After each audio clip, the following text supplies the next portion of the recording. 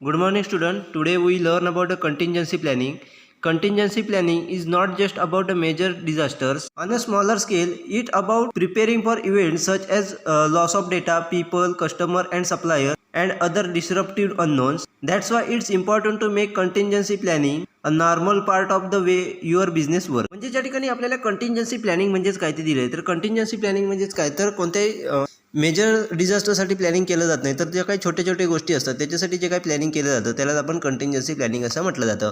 मग त्यामध्ये loss of data असेल किंवा लॉस ऑफ पीपल असेल, त्याचबरोबर कस्टमर असेल किंवा सप्लायर असेल किंवा इतर जे काही डिस्रप्टिव्ह अननोन असतील त्यासाठी जे काही प्लॅनिंग केलं जातं. म्हणजे अशा गोष्टींवरतून आपल्याला इफेक्ट झाल्याच्यानंतर आपल्याला काय करता येईल याच्यासाठी जे काही प्लॅनिंग केलं जातं त्यालाच आपल्याला त्या ठिकाणी कंटिंजन्सी प्लॅनिंग असं म्हटलं जातं. त्यामुळे आपल्याला बिझनेस वर्कमध्येही एक नॉर्मल पार्ट मानला जातो. म्हणजेच कंटिंजन्सी प्लॅनिंग हा त्या ठिकाणी एक बिझनेस वर्कमधला एक नॉर्मल पार्ट मानला जातो. त्याच्या माध्यमातून असे जे काही फॅक्टर आहेत त्याचं प्लॅनिंग आपल्याला त्या ठिकाणी केलेलं दिसून येतं. म्हणजेच थोडक्यात कंटिंजन्सी प्लॅनिंग म्हणजेच काय तर बिझनेसमधले जे काही छोटे छोटे फॅक्टर आहेत, मग त्यामध्ये लॉस ऑफ डेटा असेल, पीपल असतील, कस्टमर असतील, सप्लायर असतील किंवा इतर जे काही अननोन फॅक्टर आहेत त्याचं जे काही प्लॅनिंग केलं जातं त्यालाच आपण कंटिंजन्सी प्लॅनिंग असं म्हटलं जातं.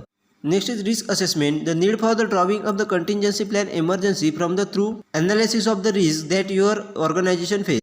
It's also useful in thinking about a new project and ongoing project. What happens when plan A does not go as expected? Sometimes plan A simply means business as usual. Other time which more sophisticated risk management plan. Plan A is your first response to deal with your identified risk. And when the plan A does not work you use your contingency plan. त्या ठिकाणी आपल्याला दिलं आहे की contingency plan हा त्या ठिकाणी आपल्या जे काही ऑर्गनायझेशनमध्ये फेस केलेले रिस्क आहेत त्याचा ॲनालिसिस करून त्या ठिकाणी तयार केला जातो. म्हणजेच कंटिंजन्सी प्लॅन हा इमर्जन्सीमध्ये आपण त्या ठिकाणी यूज करू शकतो. म्हणजे जर समजा प्लॅन ए हा आपल्याला त्या ठिकाणी इम्प्लिमेंट केला म्हणजेच परंतु तो सक्सेस झाला नाही, तर आपण त्या ठिकाणी कंटिंजन्सी प्लॅनच्या माध्यमातून त्या ठिकाणी त्या रिस्कवरती मात करू शकतो. म्हणजे जर समजा त्या ठिकाणी एखादी रिस्क आल्याच्या नंतर आपला प्लॅन ए हा तयार आहे व त्याच्यावरती पहिला रिस्पॉन्स आपण प्लॅन एच्या माध्यमातून दिला, परंतु ती जी काही रिस्क आहे म्हणजेच आपण जी काही आयडेंटिफाय रिस्क आहे ती त्या ठिकाणी कमी झाली नाही किंवा जो काही आपला प्लॅन ए आहे तो त्या ठिकाणी वर्क केला नाही, तर आपण त्या ठिकाणी कंटिंजन्सी प्लॅनच्या माध्यमातून त्या रिस्कवरती मात करू शकतो किंवा त्या रिस्कशी डील करू शकतो. अशा पद्धतीने कंटिंजन्सी प्लॅन हे त्या ठिकाणी आपल्याला बिझनेसमध्ये उपयोगात येताना दिसून येतात. Use this principle in your risk assessment process. First is address all business critical operations. A good plan identify all the critical business functions and it outline way to minimize losses. म्हणजे त्या ठिकाणी contingency plan करण्यासाठी आपण जे काही risk assessment करत असतो त्यासाठी आपल्याला काही प्रिन्सिपल दिले आहेत ते आपण फॉलो करणं गरजेचं असतं. त्यामध्ये पहिलं दिलं आहे ते म्हणजे address all the business critical activities. म्हणजे जे काही बिझनेसचे क्रिटिकल ऑपरेशन आहेत किंवा क्रिटिकल ॲक्टिव्हिटीज आहेत त्या ठिकाणी ॲड्रेस करणं गरजेचं असतं. म्हणजेच थोडक्यात आपण चांगल्या प्रकारचा प्लॅन आयडेंटिफाय करण्यासाठी ज्या काही क्रिटिकल बिझनेस फंक्शन आहेत त्या ठिकाणी आयडेंटिफाय करून त्याचा ॲनालिसिस करून आपण त्या ठिकाणी कंटिंजन्सी प्लॅन जर त्या ठिकाणी तयार केला तर त्या ठिकाणी आपल्याला लॉसेस आहेत ते मिनिमाइज करण्यासाठी आपल्याला हेल्प होताना दिसून येते. Next is identify risk. For each of these functions, conduct a risk analysis to identify the various risks that your business may face.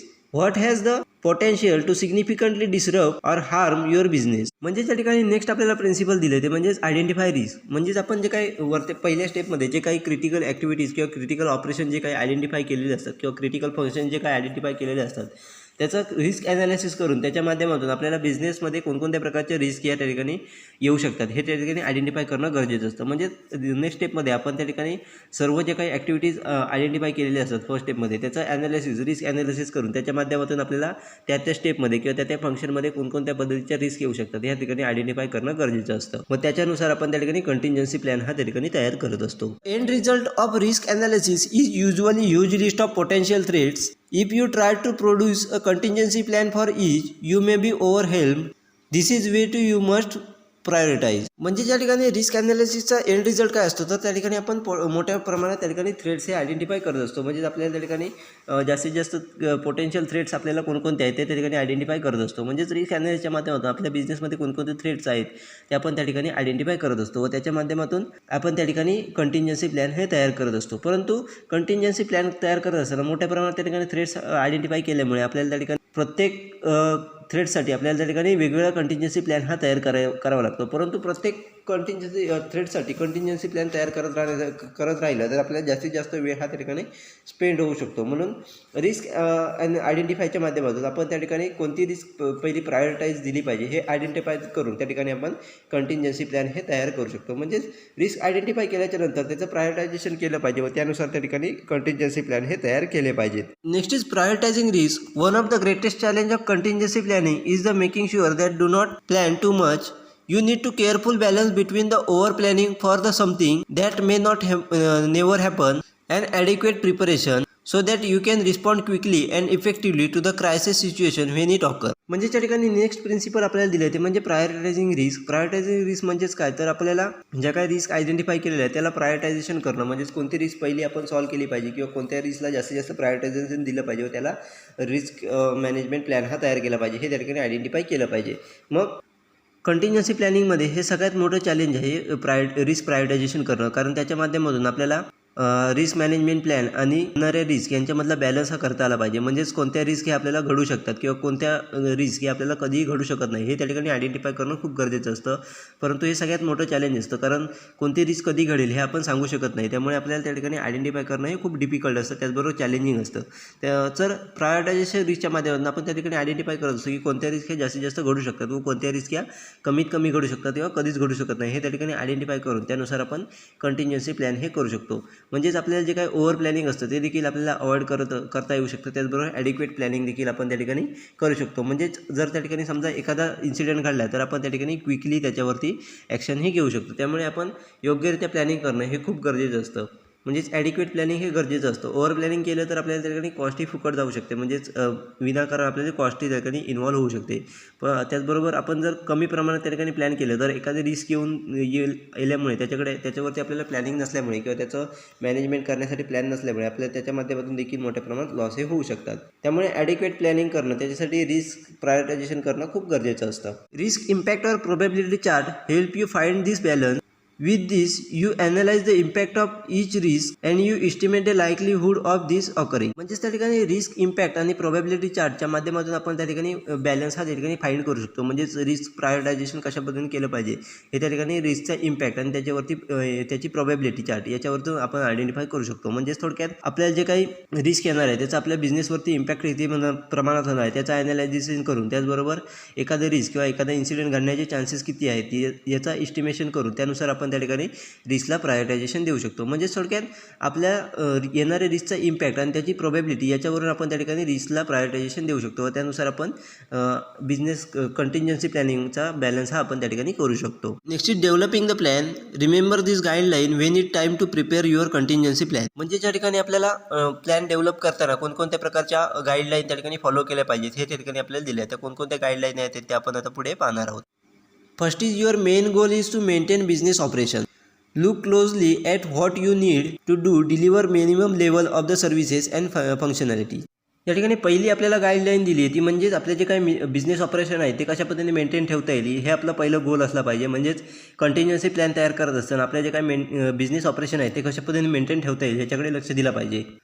म्हणजे आपल्या ज्या काही सर्व्हिस लेवल आहेत किंवा फंक्शनॅलिटी लेवल आहे त्या कशा पद्धतीने मिनिमम पद्धतीने आपल्याला डिलिव्हर करता येतील याच्याकडे फोकस केला पाहिजे. म्हणजेच थोडक्यात आपल्या जे काही सर्व्हिस लेवल असतील किंवा फंक्शनॅलिटी असतील आपल्याला मिनिमम लेवलमध्ये कशा पद्धतीने डिलिव्हर करता येतील याच्याकडे आपण फोकस केला पाहिजे. Next is define time period. What must be done during the first hour of the plan being implemented, the first day, the first week. If you look at the plan in this way you are less like to leave out important detail. म्हणजे ज्या ठिकाणी next guideline दिली आहे ती म्हणजेच आपण time period हा त्या ठिकाणी डिफाईन केला पाहिजे. म्हणजेच आपल्याला जो प्लॅन आहे म्हणजेच कंटिन्जन्सी प्लॅन आहे तो इम्प्लिमेंट करत असताना पहिल्या 1 तासामध्ये आपण काय केलं पाहिजे, त्याचबरोबर पहिल्या दिवशी आपण काय केलं पाहिजे, त्याचबरोबर फर्स्ट वीकमध्ये आपण म्हणजेच प्लॅन इम्प्लिमेंट करत असताना पहिल्या दिवशी असेल किंवा पहिल्या वीकमध्ये असं काय केलं पाहिजे. अशा प्रकारे जर आपण त्या ठिकाणी टाईम पिरियड जर लुक केला म्हणजे टाईम पिरियड जर आपण पाहिला तर प्लॅनकडे जर पाहिलं तर आपण कोणत्याही गोष्ट त्या ठिकाणी लिव्ह करण्याचे चान्सेस म्हणजे सोडून देण्याचे चान्सेस आपल्याला कमी असतात. म्हणजेच त्या ठिकाणी अशा पद्धतीने जर आपण प्लॅनकडे पाहिलं तर आपल्याला इम्पॉर्टंट डिटेल लिव्ह होण्याचे म्हणजे सुटण्याचे चान्सेस हे कमी असतात. Next is identify the trigger. What specifically will cause you implement the contingency plan, decide which action you will take and when, determine who is in charge at the each stage and what type of reporting process they must follow.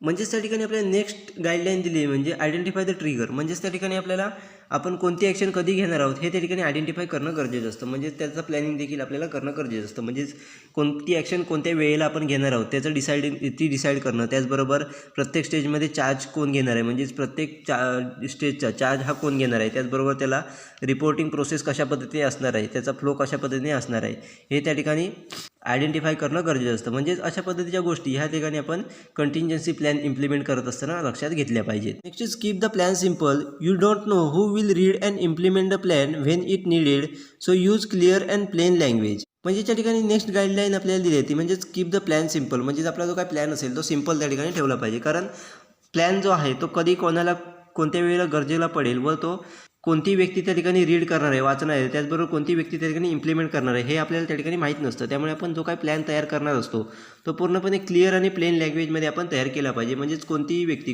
त्या ठिकाणी easily read करू शकते व तो plan easily implement करू शकते. त्यामुळे आपण प्लॅन तयार करत असताना तो क्लिअरली आणि प्लेन लँग्वेजमध्ये आपण तयार केला पाहिजे, जेणेकरून कोणतीही व्यक्ती त्या ठिकाणी तो प्लॅन रीड करून त्याचं इम्प्लिमेंटेशन हे करू शकते. Next is consider related sources restriction. Will your organization be able to function the same way if you have to implement plan B, or will plan B necessarily reduce capacity? म्हणजे त्या ठिकाणी next आपल्याला guideline दिली आहे ते म्हणजेच जे काही रिलेटेड रिसोर्सेस आहेत त्याच्यावरती रिस्ट्रिक्शन कन्सिडर करून त्यानुसारच प्लॅन तयार केला पाहिजे. म्हणजे जर समजा आपण प्लॅन बी तयार करत असताना वेगवेगळ्या रिसोर्सेस त्या ठिकाणी इम्प्लिमेंट करत असतो, म्हणजे वेगवेगळे रिसोर्सेस लागत असतील, परंतु ऑर्गनायझेशन ही डिसाईड करत असेल की आपल्याला कॅपॅसिटी ही रिड्यूस करायला पाहिजे, म्हणजेच त्याच्यामध्ये दिले जाणारे रिसोर्सेस हे त्या ठिकाणी कमी केले पाहिजे, त्याच्यावरती रिस्ट्रिक्शन आणलं तर त्यानुसार आपण त्या ठिकाणी कंटिन्जन्सी प्लॅन हे त्या ठिकाणी तयार केले पाहिजेत. Next is identify everyone need. Have a people throughout the company identify what they must have at the minimum to continue operation. म्हणजेच त्या ठिकाणी आपल्याला नेक्स्ट गाईडलाईन दिली आहे ती म्हणजेच आयडेंटिफाय एव्हरीवन नीड. म्हणजेच एखादा प्लॅन इम्प्लिमेंट करत असताना आपल्याला प्रत्येक व्यक्तीला कोणकोणत्या गरजा आहेत, म्हणजेच काय काय गोष्टींची गरज लागणार आहे हे त्या ठिकाणी आयडेंटिफाय करणं गरजेचं असतं. त्यानुसारच आपण त्या ठिकाणी प्लॅन हे कंटिन्युअसी प्लॅन हा तयार करू शकतो. म्हणजेच एखादा प्लॅन इम्प्लिमेंट करत असताना आपल्याला मिनिमम रिसोर्सेस कोणते कोणते लागणार आहेत एखादं ऑपरेशन करण्यासाठी ते आपण त्या ठिकाणी आयडेंटिफाय करून त्यानुसारच त्या ठिकाणी कंटिन्युअसी प्लॅन हे आपण तयार करू शकतो. Next is define success. What will you need to do return to business as usual. म्हणजे ज्या ठिकाणी आपल्याला नेक्स्ट गाईडलाईन दिली आहे ती म्हणजे डिफाईन सक्सेस. म्हणजेच आपला बिझनेस आहे तो ॲज युजल रन करण्यासाठी किंवा रिटेन ठेवण्यासाठी आपल्याला काय काय गोष्टी कराव्या लागतील, म्हणजेच आपण सक्सेस कशा पद्धतीने मिळवू शकतो या गोष्टी आपण त्या ठिकाणी आयडेंटिफाय करणं गरजेचं असतं. त्यानुसारच आपण कंटिन्युअसी प्लॅन हे तयार करत असतो. म्हणजे कंटिन्युअसी प्लॅन तयार करत असताना आपल्याला बिझनेस ऑपरेशन आहेत ते कशा पद्धतीने कंटिन्यू ठेवता येतील, त्याचबरोबर बिझनेस ऑपरेशनवरती किंवा बिझनेस रन करण्यावरती कोणत्याही पद्धतीचा इफेक्ट होणार नाही हे त्या ठिकाणी आपण कन्सिडर केलं पाहिजे. त्यानुसारच कंटिन्युअसी प्लॅन हे तयार केले पाहिजेत. अशा पद्धतीच्या वेगवेगळ्या गाईडलाईन दिल्या आहेत ज्याच्या माध्यमातून आपण कंटिन्जन्सी प्लॅन हे तयार करत असतो. म्हणजेच आपण कंटिन्जन्सी प्लॅन डेव्हलप करत असताना वेगवेगळ्या प्रकारच्या गाईडलाईन दिलेल्या आहेत ते आपण फॉलो करून त्यानुसारच त्या ठिकाणी आपण कंटिन्जन्सी प्लॅन हे डेव्हलप करताना आपल्याला ऑर्गनायझेशन दिसून येतात. म्हणजे अशा प्रकारच्या गाईडलाईन आपण घेऊन जर त्या ठिकाणी कंटिन्जन्सी प्लॅन तयार केला तर आपल्याला प्लॅन इम्प्लिमेंट करताना देखील आपल्याला कोणत्याही प्रकारचे अडथळे त्या ठिकाणी येत नसतात व कोणत्याही प्रकारचा प्रॉब्लेम त्या ठिकाणी येत नसतो. त्यामुळे या सर्व गाईडलाईनचा फॉलो करून आपण त्या ठिकाणी कंटिन्जन्सी प्लॅन तयार करणं हे खूप गरजेचं असतं.